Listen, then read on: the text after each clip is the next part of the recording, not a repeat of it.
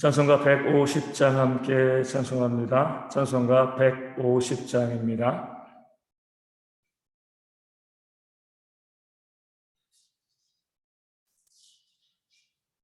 찬송가 150장 함께 찬송하겠습니다. 갈보리 산 위에 십자가 섰으니 주가 고난을 당한 표라. 험한 십자가를 내가 사랑하는 주가 보혈을 흘림이라. 죄의 승리를 얻기까지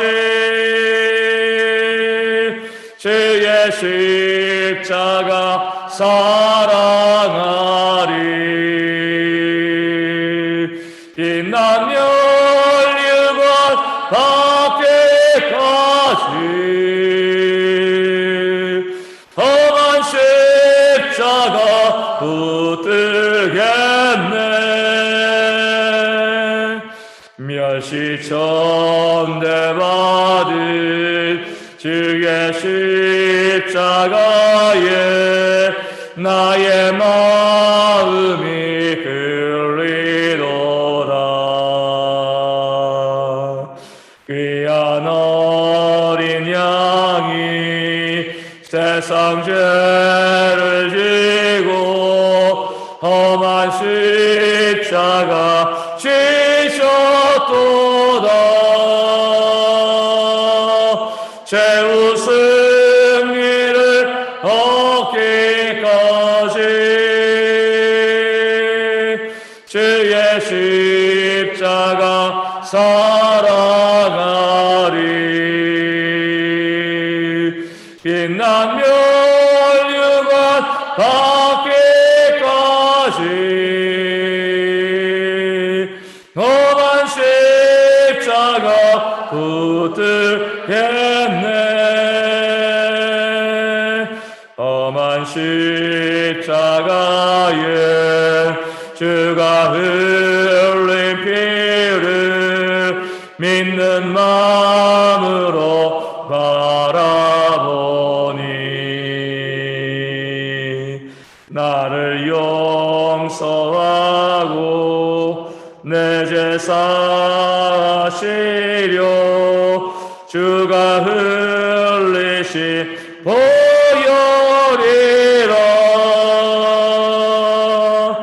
죄의 승리를 얻기까지 주의 십자가 사랑하리. 빛난 멸류관 받기까지 험한 십자가 붙들겠네. 주님 예비하신 나의 본향심에 나를 부르실 그날에는 영광 중에 계신 우리 주와 함께 내가 죽도록 충성하리. 죄의 승리를 얻기까지 주의 십자가 사랑하리. 빛난 멸류관 받기까지 험한 십자가 붙들겠네. 아멘. 사도신경으로 우리의 신앙을 함께 고백합니다. 나는 전능하신 아버지 하나님 천지의 창조주를 믿습니다. 나는 그 유일하신 아들 우리 주 예수 그리스도를 믿습니다. 그는 성령으로 잉태되어 동정녀 마리아에게서 나시고 본디오 빌라도에게 고난을 받아 십자가에 못 박혀 죽으시고 장사된 지 사흘 만에 죽은 자 가운데서 다시 살아나셨으며 하늘에 오르시어 전능하신 아버지 하나님 우편에 앉아 계시다가 거기로부터 살아있는 자와 죽은 자를 심판하러 오십니다. 나는 성령을 믿으며 거룩한 공교회와 성도의 교제와 죄를 용서받는 것과 몸의 부활과 영생을 믿습니다. 아멘. 히브리서 11장 17절에서 19절까지의 말씀입니다. 히브리서 11장 17절에서 19절까지의 말씀입니다. 제 말씀을 읽어드리겠습니다.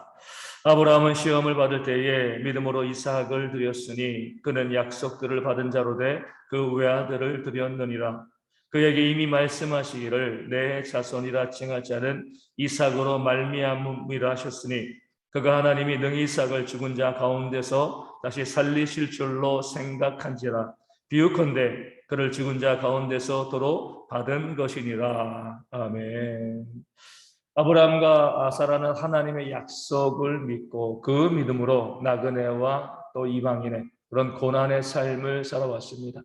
그 약속은, 그 땅의 약속과 우선의 약속은 아브라함과 사라의 시대에 온전히 성취되어지지는 못했습니다. 다만 그 성취의 증거로서, 일종의 맛보기로서 하나님께서 아브라함과 사라에게 주신 것이 바로 이삭이라는 아들이었습니다. 한 아들을 주신 거죠. 그 아들을 통하여서 후손이 하늘의 별과 같이 바다의 모래같이 많아질 것이고요.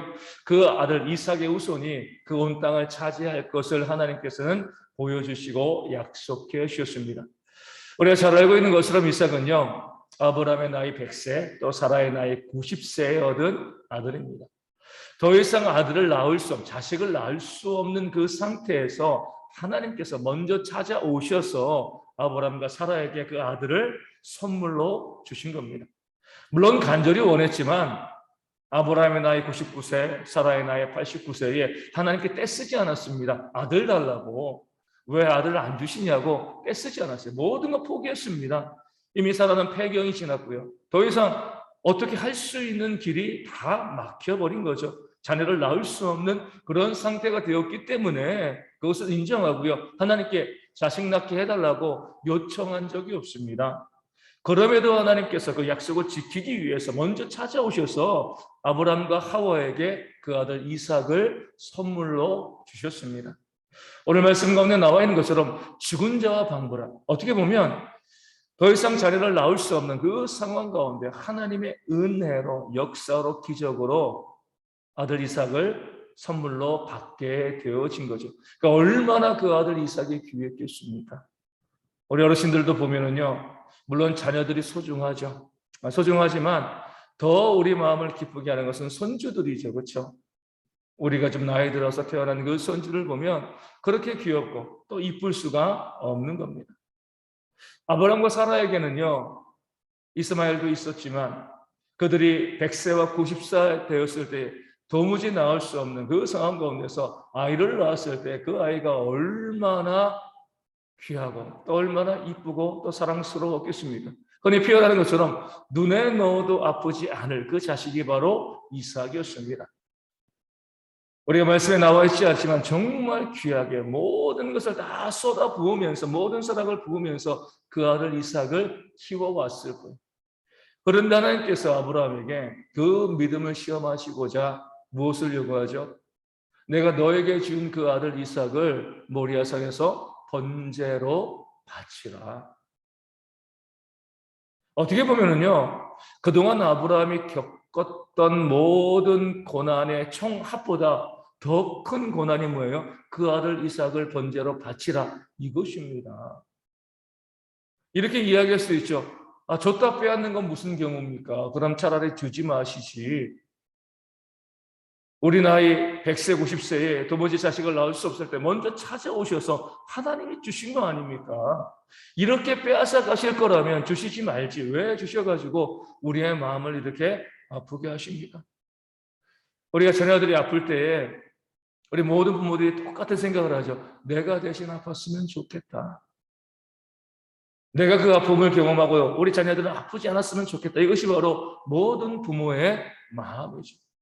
하나님께서 아브라함에게 그 아들 이삭을 번제로 그냥 생명을 취하여 가신 것도 아니고요. 직접 칼을 들고요. 그 아들을 죽이고 각을 떠서 불에 태워서 하나님께 드리라고 했을 때 얼마나 아브라함의 마음이 아팠겠습니까? 하나님 그냥 내려가시지 왜 아버지인 내가 내 아들을 죽이고 번제로 각을 떠서 드려야 됩니까?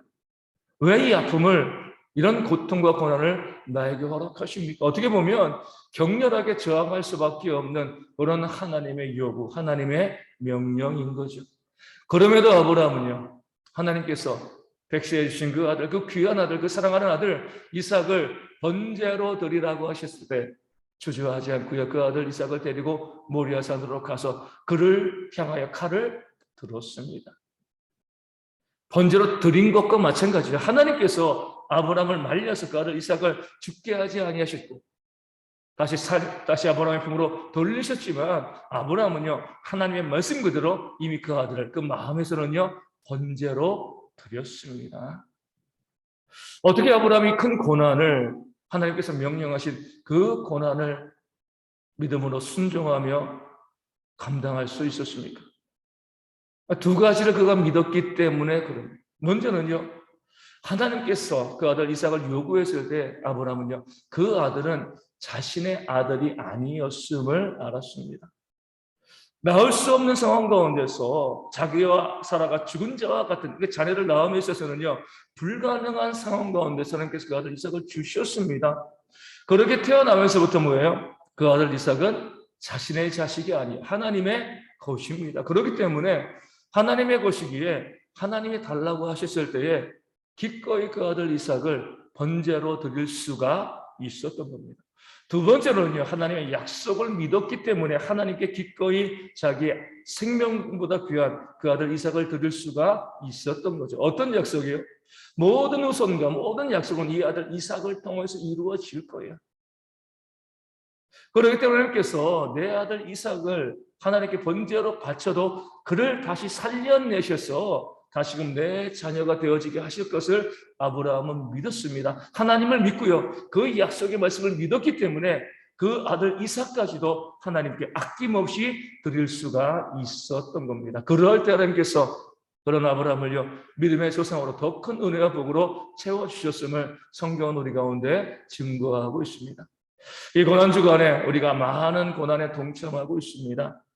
또 우리의 삶에서도요 알게 모르게 많은 고난이 우리를 지배하고 우리를 힘들게 하고 있습니다. 그 모든 고난도 우리가 다 이겨나가야겠지만 우리가 받는 고난 중에 가장 힘든 고난 중에 하나는요 우리가 무엇인가 포기하고 내어놓는 것, 하나님께 드리는 그런 고난입니다. 우리가 얻는 욕심이라는 게 있잖아요. 욕심이 있기 때문에 내 것을 포기하는 것, 내 소유를 포기하고 그것을 나눠주는 것, 다른 사람에게 베푸는 것, 그리고 하나님께 드리는 것, 이것이 우리 가운데 큰 고난일 수가 있습니다. 핍박받고요, 매 맞고 이런 것만이 고난이 아니라 내 삶을, 내 생명을 하나님께 드리고요, 내가 가지고 있는 물질과 시간과 모든 그런 재능과 은사들을 하나님을 위해서 기꺼이 드리고 이웃을 위해서 내가 나눠주는 것, 이것도 하나의 고난인 거죠. 하나님께서 아브라함에게 이삭을 내어놓으라고 말씀하신 것처럼 우리의 삶에서 우리가 가지고 있는 것을 주님께서 내어놓으라고 베풀고 나누라고 말씀하실 때 그것을 사랑하는 우리의 입장에서는요 그것을 나누는 것이요 베푸는 것이 하나님께 드리는 것이 고난일 수가 있습니다. 그럴 때 우리는 아브라함을 생각해야죠. 내게 있는 이 모든 것, 내 생명까지라도 이것이 내 것이 아니라 하나님의 것이라는 것을 우리는 인정해야 돼요. 하나님이 부당하신 거 아닙니다. 왜 내 것을 달라고 하십니까? 왜 주시고 달라고 하십니까? 이 물질도 시간도 재능도 내 생명도 내가 가지고 있는 모든 것들 왜 하나님 주시고 다시 달라고 하십니까? 이렇게 이야기할 게 아니죠. 이 모든 것들이 하나님의 것입니다. 이 고백을 하면은요. 하나님께서 우리의 것을, 하나님께서 자신의 것을 달라고 하시는데 우리가 당연히 하나님께 것을 드리는 그런 모습이 있어야지 내 것이니까 안 돼요. 이런 마음을 갖는 것 자체는요. 내게 있는 모든 것들이 하나님의 것임을 부정하는 불신앙의 모습이 되어지는 겁니다. 내어놓는 것, 다시 말씀드리지만 포기하는 것, 나누는 것, 하나님께 드리는 것 고통이고 고난입니다. 하지만 생각해 보면은요, 아브라함이 기꺼이 그 아들 이삭을 번제로 바칠 수 있는 것처럼 내 가장 소중한 것까지라도 하나님께 기꺼이 드릴 수 있는 것은 이 모든 것이 내 것이 아니기 때문에 그래요. 원래 하나님의 것이기 때문에 하나님이 원하시는 것을 우리가 드릴 때 이것을 고통과 고난으로 생각하기보다 하나님의 말씀에 순종하는 은혜의 모습으로 생각할 수 있어야 됩니다. 또한 하나님께서 우리 가운데 주신 그 약속을 또한 우리는 믿어야죠. 내가 하나님의 말씀에 순종하여서 내 것을 내놓고 포기하고 하나님께 드릴 때에 하나님께서 그것을 받고 모른 척 하시는 것이 아니라 우리의 믿음을 시험하기 위해서 그런 모습을 요구하시고 우리가 하나님께 기꺼이 우리의 것을 드리고 우리의 물질을 포기하고 시간을 포기하고 우리의 삶을 포기하면서 기꺼이 다른 사람을 섬기고 사랑할 때에 더욱더 큰 은혜로 우리에게 주시는 그런 하나님이심을 우리가 믿고 기꺼이 하나님께 드릴 수 있는 모습이 있어야 할 줄로 믿습니다. 이 고난 주간에 우리가 많은 고난을 우리가 생각하고 묵상하시되 정말 우리가 실천해야 될 고난 중에 하나는요, 내 것을 포기하는, 내 것이라고 생각하고 내가 가지고 있는 것을요 기꺼이 하나님께 드릴 수 있는 것, 주변의 이웃과 나누고요 포기하고 다른 사람들에게 내 것을 나눠줄 수 있는 그런 고난에 우리 모든 성도들이 동참하시기를 주님의 이름으로 축원을 드립니다. 내가 아무리 많은 금식을 하고요 또 아무리 많은 고난을 내가 스스로 당한다 할지라도 내 것을 움켜쥐고 있고요 내 것을 가지고 있는 이상은요 우리에게 진정한 고난이 있는 것이 아니에요. 기꺼이 나눌 때, 기꺼이 섬길 때, 기꺼이 포기할 때, 기꺼이 하나님께 드릴 때 진짜 고난이 우리 가운데 있는 것이고 그 고난에 더욱더 큰 은혜로 베풀어 주시는 하나님의 역사가 우리 가운데 있게 되어질 줄로 믿습니다. 고난주간이 오늘 내일 모레 이제 3일 남았습니다.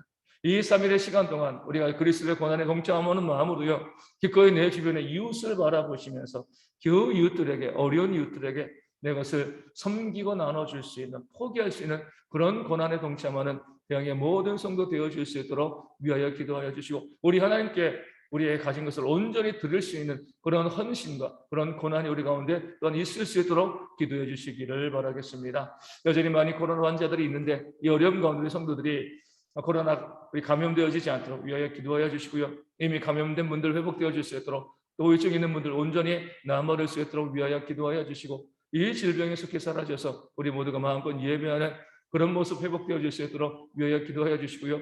우리 성도 가운데 여러 가지 질병으로 또 삶의 문제로 또 경제의 문제로 가정의 문제로 힘들어하는 성도들이 있는데 하나님 은혜 가운데 회복되어질 수 있도록 기도하여 주시되 서번지 안수 집사님과 우리 조선옥 전사님과 또 주님의 교회 박미성 사모님 온전히 회복되어질 수 있도록 이름을 불러가며 함께 기도하는 이 아침이 되어지기를 소망합니다. 기도문 하시겠습니다. 하늘에 계신 우리 아버지, 아버지의 이름을 거룩하게 하시며 아버지의 나라가 오게 하시며 아버지의 뜻이 하늘에서 같이 땅에서도 이루어지게 하소서. 오늘 우리에게 일용할 양식을 주시고 우리가 우리에게 잘못한 사람을 용서하여 준 것 같이 우리 죄를 용서하여 주시고 우리를 시험에 빠지지 않게 하시고 악에서 구하소서. 나로 권능과 영광이 영원히 아버지의 것입니다. 아멘. 기도하겠습니다.